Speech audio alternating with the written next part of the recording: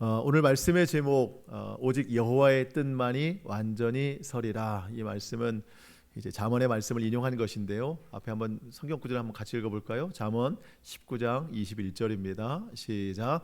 사람의 마음에는 많은 계획이 있어도 오직 여호와의 뜻만이 완전히 서리라. 한 번 더 읽을 텐데요. 좀 외우고자 하는 마음으로 한 번 더 읽겠습니다. 시작. 사람의 마음에는 많은 계획이 있어도 오직 여호와의 뜻만이 완전히 서리라. 아멘. 길지는 않지만 또 외우기도 쉽지는 않아요. 그래서 다 외울 수 없으면 뒷부분만 해도 좋을 것 같아요. 오직 여호와의 뜻만이 완전히 서리라. 시작. 오직 여호와의 뜻만이 완전히 서리라. 아멘. 꼭 기억하시기 바랍니다. 사람은요, 많은 계획이 있고 생각이 있습니다. 계획 있고 생각대로 살아가야 되겠죠. 그런데 사람의 계획에는 두 가지가 있는데요. 하나님이 있는 계획, 하나님이 포함된 계획이 있고 하나님이 없는 계획이 있습니다. 하나님이 없는 계획이라고 해서 계획대로 다 안 된다, 그런 것은 아니에요. 하나님이 없어도 계획대로 될 수는 있습니다. 근데 여러분, 그 계획이 다 이루어진다고 해도, 뜻대로 다 이루어진다고 해도 마음에 평안이 없어요. 오히려 뭐가 잘 되잖아요. 계획대로 잘 되면 그 잘 된 것 때문에 불안해요. 그 잘 된 것을 지켜가야 되기 때문에. 사실 저는 그렇게 생각이 돼요. 하나님이 없는 그 계획이 오히려 잘 안 됐다, 그러면 다행이라고 생각이 돼요. 왜냐하면 한 번쯤 하나님을 생각해 볼 수 있는 기회가 되기 때문에. 여러분, 우리의 마음과 생각, 삶의 모든 계획을 세울 때는요, 하나님의 뜻을 생각해야 됩니다. 하나님의 뜻이 무엇인가? 하나님의 뜻만이 완전히 서기 때문에 그렇습니다. 하나님만 우리의 심령을 채우시는 분이에요. 여러분, 오늘 본문에 하나님 뜻대로 살아가는 사도 바울이 있고요, 하나님 뜻과 전혀 상관없는, 아니 반대로 살아가는 여러 무리가 있습니다. 상황적으로 보면 바울이 더 불행해 보여요. 바울은 지금 죄인의 신분입니다. 영내에 들어가 있다고는 하지만 격리돼서 사실 감옥에 갇혀 있는 거나 마찬가지예요. 그리고 그의 뜻대로 되는 게 없어요. 사람들이 데려다 놓으면 거기에 있을 수밖에 없는 상황입니다. 불행해 보여요. 한편 이따도 말씀드리겠지만 공유의 사람들, 지난주도 71명이라고 말씀을 드렸는데, 그 사람들은 가장 높임받는 사람들입니다. 존경받는 사람들이고 훌륭하다고 인정받는 사람들입니다. 근데 그 사람들을 보면은요, 다 하나님의 뜻과 상관없이 자기 의지대로 합니다. 바울은 갇혀 있지만 소망이 있고 기대가 있고 어떤 하나님께서 해주실 그 능력이 있음을 소망 가운데 살아가고 있는 거예요. 그런데 이 훌륭하다고 칭하는 그 71명의 사람들은요, 기쁨이 없어요. 그래서 마음속에는 온통 살인이에요. 온통 죄고 온통 악에 붙잡혀 있습니다. 하나님과 상관없이 그들의 열심만 가지고 살아가기 때문입니다. 저는 오늘 여러분과 함께 우리의 삶에는 과연 얼마나 하나님의 뜻이 있는가, 조금 더 솔직하게 표현해 보면 나는 지금 하나님 믿고 있는가예요. 내 삶에 하나님이 있는가, 믿음으로 살고자 하는 노력이 있는가, 우리가 말씀을 통해서 그것을 좀 살펴보는 시간이 되기를 바랍니다. 먼저 본문의 상황을 좀 살펴보면은요, 지난주와 계속 이어지는 내용입니다. 바울이 71명의 사내들인 공회 사람들 앞에 서 있습니다. 바울이 가만히 보니까 이 71명의 사람들이 두 부류로 나누어지는 것 같아요. 한 부류는 부활을 믿지 않는 사두개인들이 한쪽에 있고, 또 한쪽은 부활을 믿는 바리새인들이 한쪽에 있는 겁니다. 근데 그거를 보고 성령이 주시는 지혜로 말하기를, 나는 바리새인입니다. 나는 바리새인의 아들입니다. 내가 지금 부활을 증언하다가 이렇게 붙잡혀 있습니다 라고 말을 했죠. 그랬더니 그 말에 반응하는 사람들이 누구예요? 바리새인들입니다. 같이 부활을 주장하던 바리새인들이 반응하기 시작하는데, 우리가 지금까지 죄인이라고 말했던 저 바울이 바리새인인 줄 알았는데 가만히 보니까 맞아, 부활을 증언하다가 이렇게 된 거지. 근데 우린 부활을 믿는 사람이야. 그러니까 저 바울이 말하는 게 틀린 말은 아닐 거야 라고 하면서 바울 편에 서게 되는 겁니다. 반대편에 있던 사두개인들이 어떤 마음이었겠어요? 아마 그런 얘기 했을 거 아니에요. 바리새인 여러분, 우리가 지금 모여있는 이유는 그런 이유 때문에 모인 것이 아닙니다. 율법과 성전을 더럽힌 저 바울을 죽이고자 모인 건데 지금 다른 이유를 대면 안 됩니다. 정신 차리십시오. 아마 사두개인들이 그러지 않았을까요? 그랬더니 바리새인들이 그 말을 받아들이지 않았습니다. 그래서 두 파가 다툼이 일어난 거죠. 정말 아마 심하게 다퉜나 봐요. 천부장이 그 광경을 보는데 그 바울이 그 폭력 속에서 다칠 것 같으니까 병사들을 보내서 그 바울을 빼내와야 될 정도로 아주 심하게 다투는 겁니다. 여러분, 그 내용이 앞서 10절에 있었는데요. 10절 보시면 큰 분쟁이 생기니 천부장은 바울이 그들에게 찢겨질까 하여 군인을 명하여 내려가 무리 가운데 빼앗아 가지고 영내로 들어가라 하니라. 바울은 이 순간 느꼈을 겁니다. 하나님이 지금도 나를 지키시는구나, 나를 보호하시는구나. 이것만으로도 충분한데 그날 밤에 예수님께서 환상으로 말씀 가운데 바울을 찾아오셨습니다. 여러분, 11절인데요. 이 11절은 좀 같이 읽어보기를 원합니다. 시작. 그날 밤에 주께서 바울 곁에 서서 이르시되 담대하라, 내가 예루살렘에서 나의 일을 증언한 것 같이 로마에서도 증언하여 하리라 하시니라. 아멘. 여러분, 하나님의 뜻을 이루고자 하는 사람들에게는요, 저는 이와 같이 주님이 분명히 말씀해 주신다고 믿습니다. 지금 예루살렘에 있지만 예루살렘에서 예수님을 증언한 것 같이 앞으로 로마에 가서도 증언하게 될 것이다. 주님이 다음 길을 예비해 주시는 거예요. 여러분, 바울은 그 예수님의 이 환상의 말씀을 듣고 하나님의 뜻을 깨달았을 거 아니에요. 하나님의 뜻이 뭐죠? 앞으로 어디를 간다? 로마를 간다. 지금 예루살렘에서 복음 전한 것처럼 이제 앞으로 로마에 가서도 복음을 전하게 될 것이다. 이게 하나님의 뜻이구나. 여러분, 하나님은 말씀해 주시는 분이십니다. 하나님 뜻대로 살아가는 사람에게, 그 하나님의 뜻을 기도로 간구하는 사람들에게 하나님은 말씀해 주시는 거예요.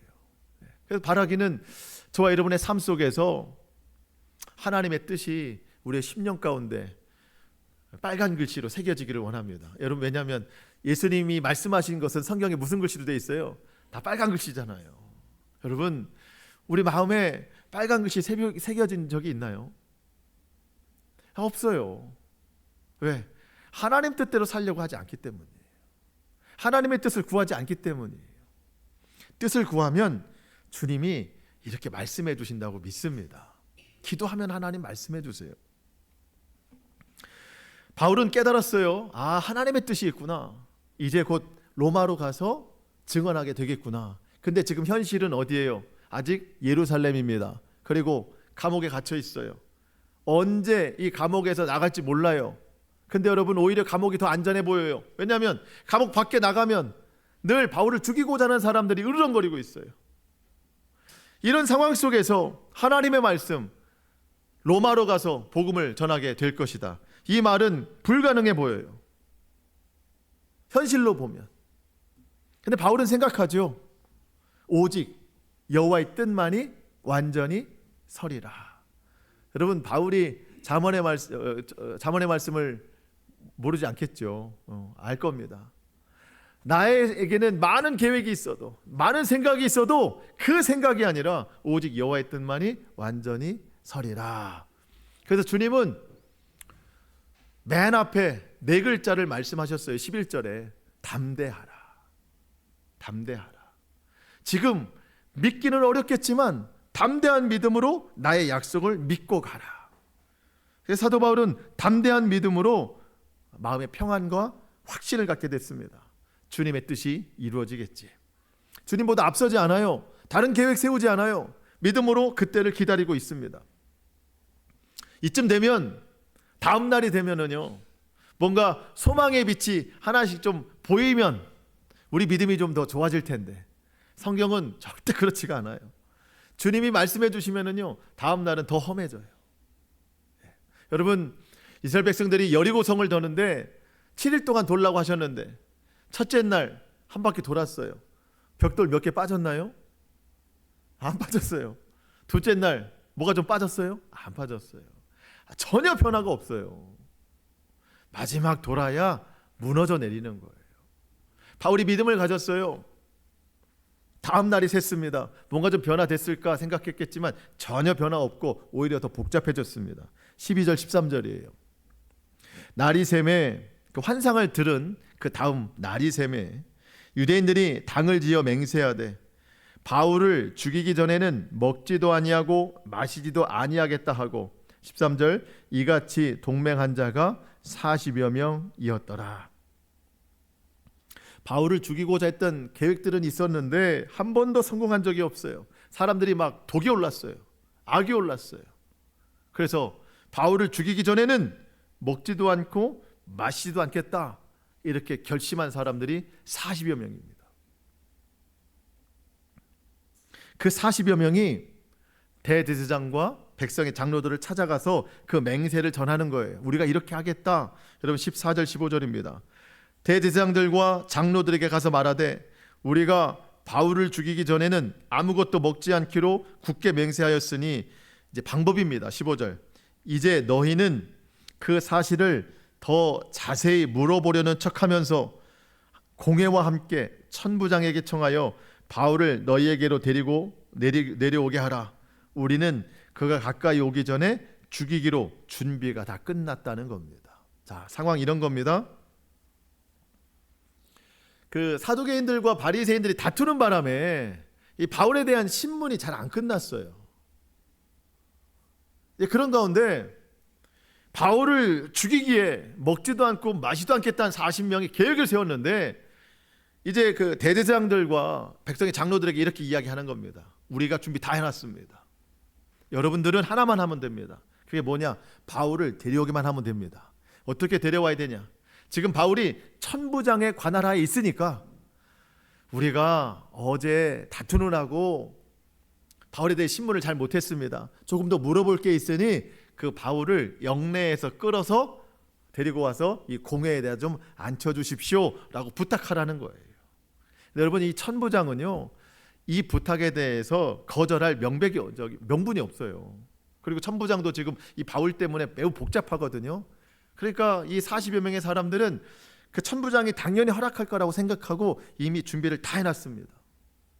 그 데리고 오는 중에 바울을 죽이겠다는 겁니다. 여러분, 요즘도 뭐 그 재판받는 분들 차 타고 오는데 오는 도중에 뭐 환호하는 사람들, 반대하는 사람들 뭐 있잖아요. 재판장까지 올 때 그 오는 과정 중에서 바울을 죽이겠다는 거예요. 자, 근데 여러분 생각해 보세요. 지금까지 경우로 봤을 때 천부장이 바울을 그럼 허락하면 혼자 보내요? 아니면 병사들과 같이 보내요? 병사들과 같이 보내겠죠. 왜냐하면 그 두 파가 싸우는데도 바울이 찢겨질까 봐 보호해 주는데, 그 시몬바들은 오는데 혼자 보내겠어요? 병사들 호위해서 보내죠. 그걸 다 알고도 그 과정 중에 바울을 죽이겠다고 하는 것은요, 이 40여 명의 사람들이 로마 병사들과 대항하겠다는 뜻이에요. 근데 여러분, 로마 병사보다 더 좋은 무기가 있겠어요? 그들이 더 실력이 있겠어요? 한마디로 뭐예요? 내가 죽는 한이 있어도 바울을 죽이겠다는 거예요. 내가 죽음에 놓일지언정 내 생명조차 귀하게 여기지 않겠다는 거예요. 여러분, 이게 누구 고백이었어요? 나의 생명조차 조금 더 귀한 것으로 여기지 않겠다. 바울의 고백이었잖아요. 똑같아요, 고백이. 그런데 닮은 듯 하나 다른 게 있습니다. 40여 명의 사람들은요, 열심히 있어요. 근데 뭐가 없어요? 하나님의 뜻이 없어요.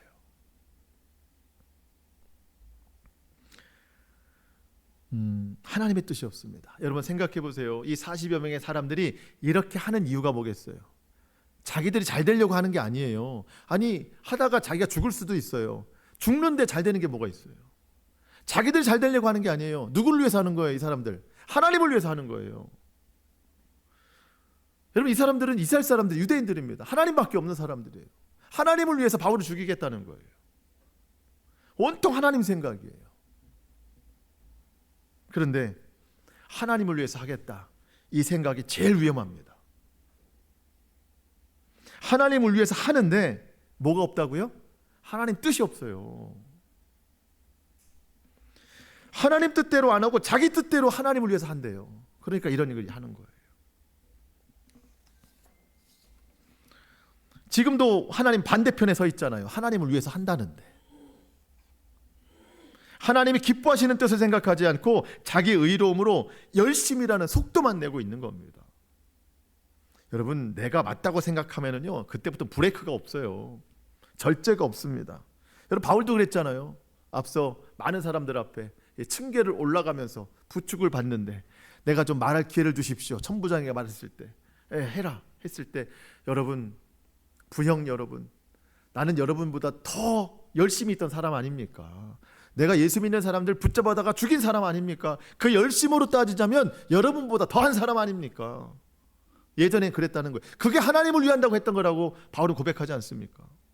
그런데 예수님 만나고 나니까 하나님을 위해 산다는 게 그게 아니라는 걸 깨달은 거예요. 예수님 만나고 보니까 열심보다 중요한 건 하나님의 뜻이더라. 오늘 일상의 표현으로 얘기해 보면 인생은 속도가 아니라 방향이 중요하다. 여러분, 열심히 사는 거 중요해요. 그런데 하나님 없는 열심은 인생의 방향을 잃어버립니다. 여러분, 우리가 열심히 사는 이유가 뭐죠? 다른 거 없어요. 열심히 살아야 그나마 살 수 있기 때문입니다. 그리고 열심히 살아야 좀 뭔가 여유롭기 때문이에요. 뭐든지 열심히 살아야. 그런데 삶이 여유로워도 마음이 여유롭지 못하면 행복하다고 말하지 못합니다. 마음의 여유는 조건이나 환경에 있는 것이 아닙니다. 이 마음의 여유를 성경은 뭐라고 얘기하냐면 평안이라고 얘기를 해요. 평안. 이 평안을 누가 주시는가? 오직 성령님이 주신대요. 요한복음 14장 27절입니다. 같이 한번 읽어볼까요? 시작. 평안을 너희에게 끼치노니 곧 나의 평안을 너희에게 주노라. 내가 너희에게 주는 것은 세상이 주는 것과 같지 아니하니라. 너희는 마음에 근심하지도 말고 두려워하지도 말라. 아멘. 평안은요, 성령님만 주시는 거예요. 세상이 주는 것과 같지 않아요. 여러분, 소유와 조건, 환경 이런 것이 마음의 평안을 준다 생각한다면 인류 역사상 이 사람보다 더 평안할 사람이 없는데 그게 누구냐면 솔로몬이에요. 솔로몬. 여러분, 솔로몬보다 더 마음이 좋을 사람이 없어요. 근데 솔로몬이 그 모든 조건을 다 가지고서도 뭐 좋다, 기쁘다, 평안하다 이런 얘기 못했어요. 그 인생의 말년에 그가 제일 반복적으로 얘기한 건 인생이 어떻다? 헛되다. 여러분, 전도서 1장 2절입니다. 전도자가 이르되, 솔로몬이 이르되 인생이 어때요? 헛되고 헛되며 헛되고 헛되니 모든 것이 헛되도다. 여러분, 이게 성경이에요. 솔로몬의 말입니다. 솔로몬은 부인이 1000명이에요. 모든 재산, 금과 은 자기 것만 아니라 옆에 있는 모든 나라 것까지 다 가져왔어요. 그의 지혜를 들으려고요, 수천 킬로 떨어져 있는 나라의 여왕도 찾아왔어요. 그런데 인생이 어떻대요? 헛되고 헛되며 헛되고 헛되니 모든 것이 헛되도다. 인생의 방향이 틀렸기 때문이에요. 그가 젊었을 때는요, 하나님 앞에 믿음이 있었어요. 인생의 방향이 믿음이었고 하나님 쪽이었습니다. 그런데 많은 것을 누리다 보니까 사단이 틈탄 거죠. 여러분, 1000명의 부인이 다 이방 여자예요. 대부분. 그들이 가지고 온 우상을 섬기느라 마음을 뺏겨버렸습니다. 하나님의 뜻을 뺏겨버렸어요. 그때부터 자기 뜻대로 살아간 거예요.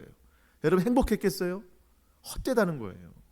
하나님의 뜻을 잃어버리면 인생이 헛되다는 겁니다. 그러면서 솔로몬이 우리에게 그런 교훈을 하는 겁니다. 전도서의 맨 마지막 구절입니다. 12장 13절 14절 시작. 일의 결국을 다 들었으니 하나님을 경외하고 그의 명령들을 지킬지어다. 이것이 모든 사람의 본분이니라. 하나님은 모든 행위와 모든 은밀한 일을 선악간에 심판하시리라. 아멘. 사람이라면 하나님을 경외하고 하나님의 명령을 지키는 게 맞다. 그게 진짜 사람다운 삶이다. 저와 여러분이 모든 일에 하나님의 뜻을 묻고 말씀으로 응답을 얻고 그 주신 말씀에 순종하며 살아가기를 축복합니다. 여러분 하나님의 뜻을 꼭 물어보세요. 하나님의 뜻. 모든 순간에 하나님의 뜻을 물어보세요. 여러분 물어보면 하나님은 대답해 주십니다. 근데 보통 그래요. 저는 들어본 적이 없어요. 하나님의 대답을. 왜 그렇겠어요? 물어본 적이 없잖아요. 물어봐야 대답을 해주시죠. 기도해야 대답을 해주시죠. 아니 저 기도해봤는데요. 한 번 해봤잖아요. 하나님은 끝까지 기도하라는 거예요. 기도하라는 거예요. 여러분 하나님의 뜻이 무엇인지 기도해 보세요. 그럼 하나님은 빨간 글씨로 저는 말씀해 주신다고 믿습니다. 그러면 주신 말씀 어떻게 해야 돼요? 이제는 순종해야 됩니다. 그 하나님이 주신 말씀보다 앞서가면 안 돼요. 그리고 여러분 꼭 하나 정말 꼭 기억하시기 바랍니다. 여러분 하나님을 위해서 살려고 하지 마세요. 하나님의 뜻대로 살려고 하세요. 자꾸 하나님을 위해서 하려고 하다 보니까 율법이 앞서서 하나님의 뜻은 없고 내 뜻만 나와요. 여러분 지금도 하나님을 예배하고 있잖아요. 여러분 하나님을 위해서 예배하려고 하지 마세요. 그러다 보니까 예배가 율법이 되는 거예요. 하나님한테 어떻게 잘 보여야 될까. 그리고 우리 마음속에 그런 거 있어요. 주일 예배 지키면 하나님이 나한테 복 주시겠지. 주일 예배 한번 드리면 일주일 동안 하나님이 나를 보호해 주시겠지. 뭔가 보험이에요. 보험 장치예요. 하나님이 그걸 기뻐하시겠어요? 예배 한 번을 드려도, 주일 예배 한 번을 드려도 하나님의 뜻이 무엇인가? 하나님이 기뻐 받으시는 예배는 무엇인가? 집중해서 하나님 말씀 듣고 그 말씀에 결단해서 살기로 주님 앞에 올려드리는 그런 예배가 하나님 기뻐하시는 예배지. 내가 예배 드렸으니까 하나님과 거래하는 예배, 그건 하나님의 뜻이 아닙니다. 그거는 내 뜻대로 하는 예배예요. 섬김과 희생도 마찬가지예요. 내가 하나님을 위해서 봉사해야지. 그러다 보니까 나의 의가 앞서고 또 하나님 앞에 바라는 게 더 많아지고, 하나님을 위해서 하는 게 아니라 하나님 뜻대로 하는 것이 중요하다는 걸 꼭 깨달아야 되겠습니다. 40여 명의 사람들, 대제사장들 아주 치밀하게 은밀하게 계획을 세웠습니다. 실행에 옮깁니다. 정말 아무도 몰라요. 근데 꼭 이런 일이 발생이 되죠. 여러분 16절과 같은 일이 발생이 됩니다. 16절 한번 같이 읽어볼까요? 시작. 바울의 생질이 그들이 매복하여 있다 함을 듣고 와서 영내에 들어가 바울에게 알린지라. 참 이런 일이 일어나요. 아무도 모르게 비밀리에 준비를 했는데 바울의 생질이 누구를 통해서 그걸 들었어요. 여러분 바울의 생질은 바울 누나의 아들입니다. 조카예요. 바울에게 뭔가 가족이 있다는 게 성경에 딱 한 번 등장합니다. 하나님이 뭐 굳이 여태까지 밝히지 않았으면 안 밝혀도 될 일인데 여기에서 밝히시는 이유는 뭘까? 하나님이 간섭하신다는 거예요. 그래서 저는 좀 더 궁금했어요. 뒤에 뭐가 나올까? 그 바울의 생질이 어떻게 그걸 들었을까? 아무도 모르는 일인데. 근데 그 비밀스러운 일을 성경도 비밀로 해두더라고요. 어떻게 들었는지 알려주질 않아요. 하나님이 하시는 일을 다 알 수가 없구나. 여러분 바울의 생질이 그 이야기를 들을 수 있는 확률은 거의 없어요. 그런데 하나님이 듣게 하신 것이고 또 바울을 찾아가서 이렇게 알려주게 된 겁니다. 여러분 친족이기 때문에 갈 수 있는 거, 들어갈 수 있는 거, 영내까지 들어갈 수 있는 거예요. 뭐 전혀 관계없는 사람이 들었으면 바울에게 알려지지 못했을 겁니다. 근데 친족이니까 이렇게 들어갈 수 있는 거예요. 바울은 그 소식을 듣고 생질한테 그 소식을 듣고 하나님 앞에 감사했을 것입니다. 하나님이 일하시고 계시는구나. 하나님이 모든 사람이 비밀로 하는 것을 알고 계시고 그 비밀 가운데에도 하나님은 은밀하게 역사하시고 계시는구나. 하나님이 내 뒤에서 일하시고 계시는구나. 제가 갑자기 이 말씀을 준비하는데 이 부분에서 제가 정면을 좀 쳐다보다가 여러분 한번 해보실 수 있으세요? 예, 오른쪽 눈은 오른쪽 끝으로 한번 가보게 해보시고 왼쪽 눈은 왼쪽 끝으로 한번 가보게 해주시고 우리가 이 시선으로 얼마만큼 볼 수 있을까요? 예. 제가 아무리 봐도 정확히 볼 수 있는 건 딱 90도인 것 같아요. 90도. 90도를 볼 수 있고 또 인식할 수 있는 게 한 45도씩. 양쪽은 뭐 잘 안 보여도 뭔가 뭐 날라온다 그러면 피할 수 있는 정도로 인식은 할 수 있겠죠. 근데 내가 시야로 볼 수 있는 건 한 90도 정도. 그러니까 180도 정도는 인식하고 사는데 뒤에 있는 180도는 전혀 몰라요. 위에 있는 것도 전혀 몰라요. 여러분 우리가 볼 수 있는 건 한정적이에요. 거의 못 보고 살아갑니다. 그러면 내가 못 보는 모든 상황들을 누가 보셔야 돼요? 하나님이 보신다고요. 바울은 지금 비밀리에 이런 일들이 일어나는 걸 볼 수가 없어요. 알 수도 없어요. 근데 누가 보고 계시는 거예요? 하나님이 보고 계시고 알려주신다는 거예요. 바울 뒤에 누가 계시는 거예요? 하나님이 계시니까.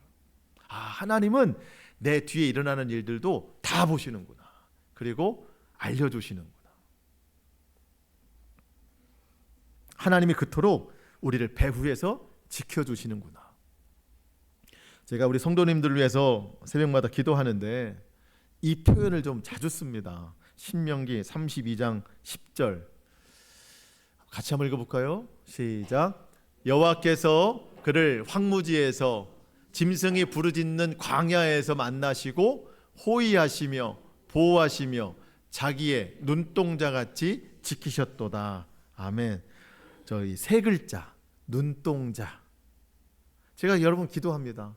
우리 사랑하는 성도들 오늘도 눈동자와 같이 지켜주시옵소서. 매일 기도해요. 내 눈동자는요 보는 시각이 한계가 있어요.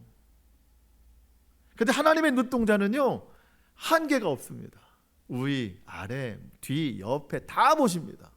그 눈동자로 우리 성도들을 지켜주시옵소서. 저의 기도의 제목이기도 하지만 저와 여러분의 신앙 고백이어야 됩니다. 어떤 고백이죠? 하나님이 오늘도 나를 눈동자와 같이 지켜주고 계심을 믿습니다. 이거 믿어야 돼요. 믿는 사람과 믿지 않는 사람은 마음이 달라져요. 여러분 믿으시기 바랍니다. 하나님이 눈동자와 같이 지키고 계세요. 뒤에서 역사하고 계세요. 자, 이제 생질의 이야기를 들은 바울이요 이제 순서를 밟아 나가는데 바울이 그 앞에 있는 백부장을 부릅니다. 불러서 내 이 생질을 천부장에게로 좀 인도해 줘라. 왜냐하면 천부장에게 할 말이 있단다. 그래서 이 백부장이 바울의 말을 듣고 천부장에게 그 생질을 인도해 줍니다. 그랬더니 그 백부장이 천부장에 가서 이런 말을 합니다. 18절 보니까 천부장에게로 데리고 가서 이르되 죄수 바울이 나를 불러, 이 백부장인 나를 불러 이 청년 생질을 당신께 할 말이 있다 하여 데리고 가기를 청하나이다 하매 19절 천부장이 그의 손을 잡고 물러가서 조용히 묻되 내게 할 말이 무엇이냐. 여러분 지금 뭔가 체계가 좀 바뀐 것 같죠? 죄인이 백부장을 불러요. 그리고 천부장한테 부탁해요. 이게 사실 맞지 않잖아요.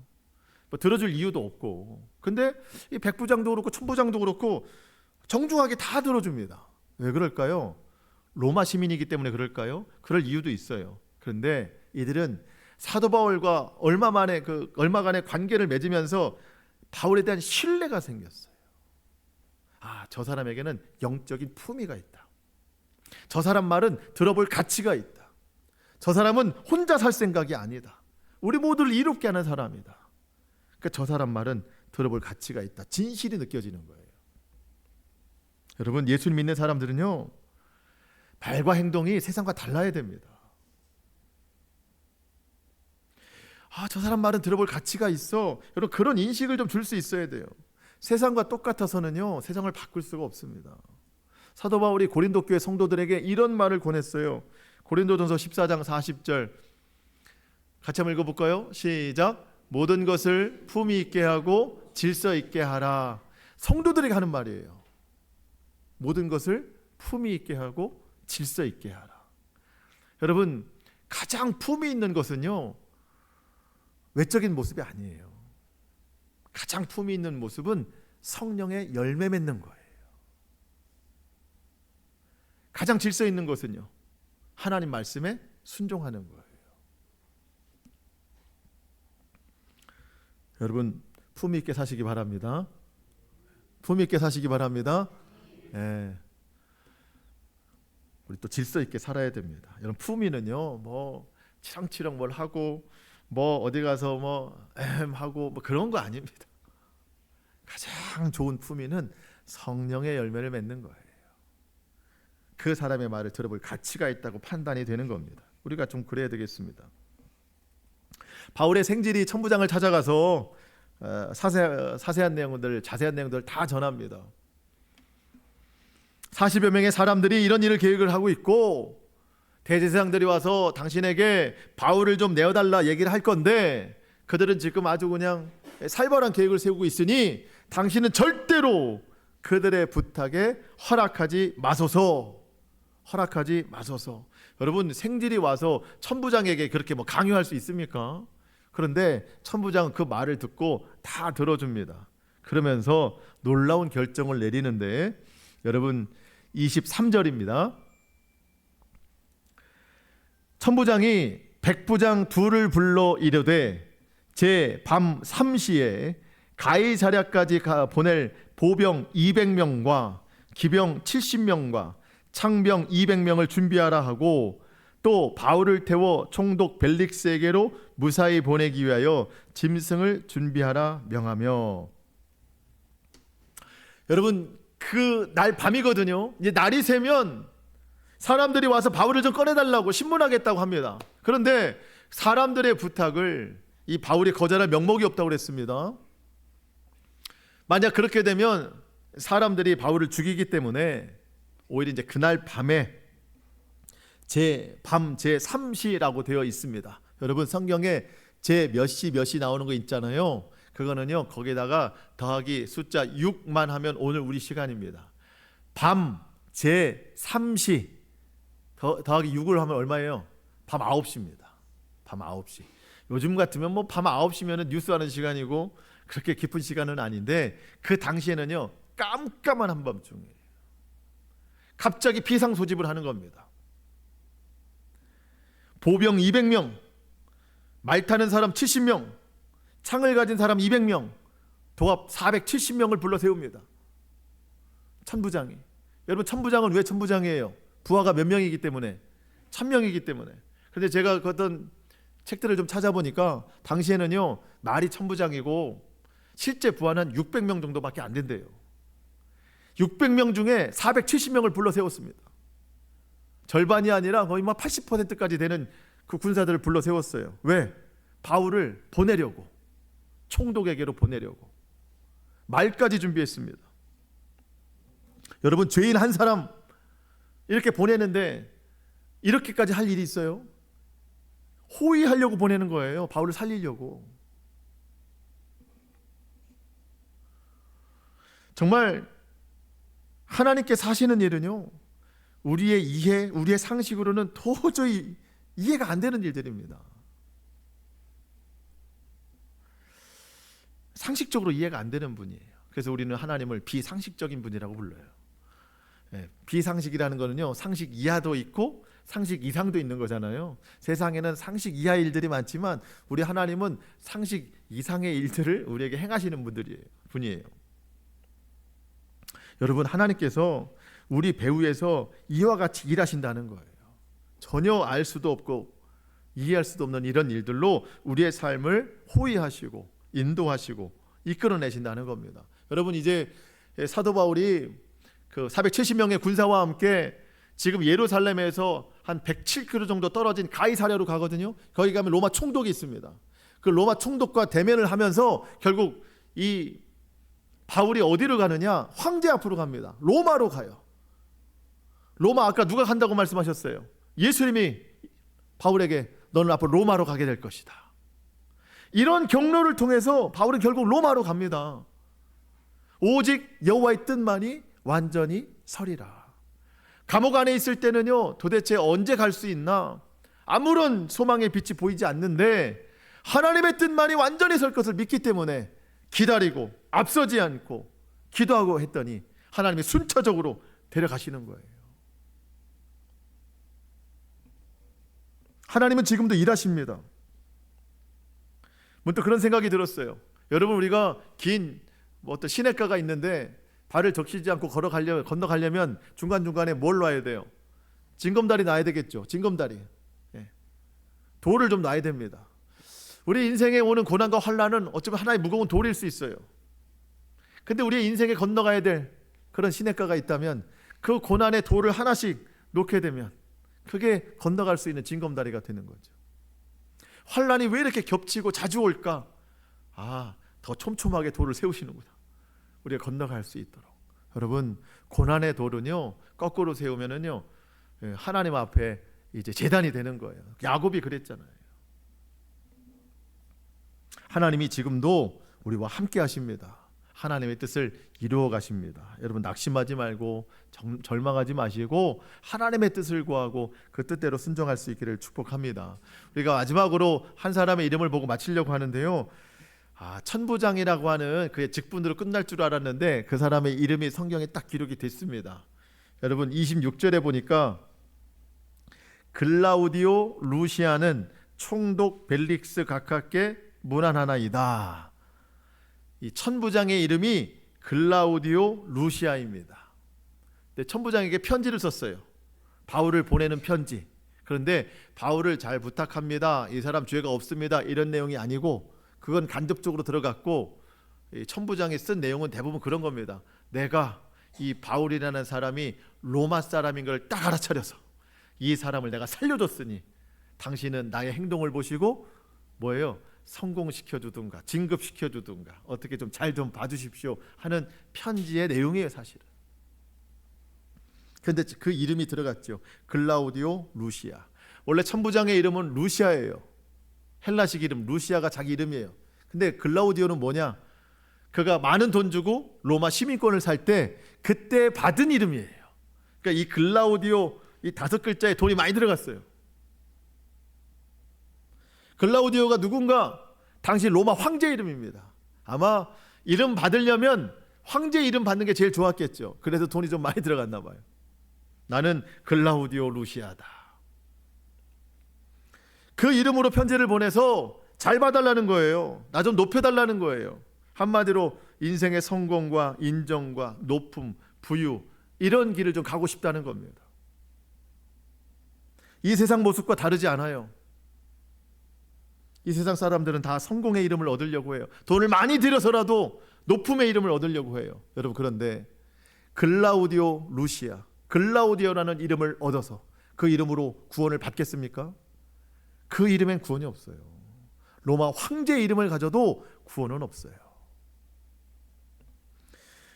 편지를 보내서 자기를 높여달라, 성공하고 높임받고 인정받아도 그 성공과 인정이 구원이 되겠습니까? 그렇지 않아요. 여러분, 오직 구원의 이름은 단 하나, 예수 그리스도입니다. 여러분 우리가 그 이름 많은 돈 받고 얻었어요? 아닙니다. 우리의 공로 아무것도 없었어요. 다 하나님의 은혜로 그 이름을 얻었습니다. 하나님의 은혜로 하나님의 자녀됨의 권세도 얻었습니다. 다른 이름은 내게 구원이 되지 못합니다. 오직 예수의 이름만 내가 구원이 되고 오직 예수님의 이름만 평안과 만족을 준다는 거예요. 예수님만 나의 힘과 도움이 되십니다. 여러분, 우리 하나님의 뜻대로 살아가기를 축복합니다. 오직 여호와의 뜻만이 완전히 섭니다. 이쯤에서 한 가지 마지막 궁금한 거. 아까 바울을 죽이기 전에는 먹지도 않고 마시지도 않겠다. 그 사람들 바울 못 죽였거든요. 어떻게 됐을까요? 원래대로라면 굶어 죽어야 맞는 건데 그렇게 했을까요? 안 하죠. 몰래 먹었을 거예요. 몰래 먹었을 거예요. 그렇게 큰 소리 치다가 안 되니까 몰래 자기들끼리 먹었을 거예요. 마셨을 거예요. 자기 의는 결국 거짓말이 됩니다. 자기 의는 아무것도 이루지 못하고 거짓말만 되는 거예요. 여러분 오직 여호와의 뜻만이 완전히 서게 됨을 믿으시기 바랍니다. 그래서 그 뜻대로 우리가 순종하며 살아가는 저와 여러분 모든 삶이 될 수 있기를 주님의 이름으로 축복합니다. 아멘. 기도하겠습니다.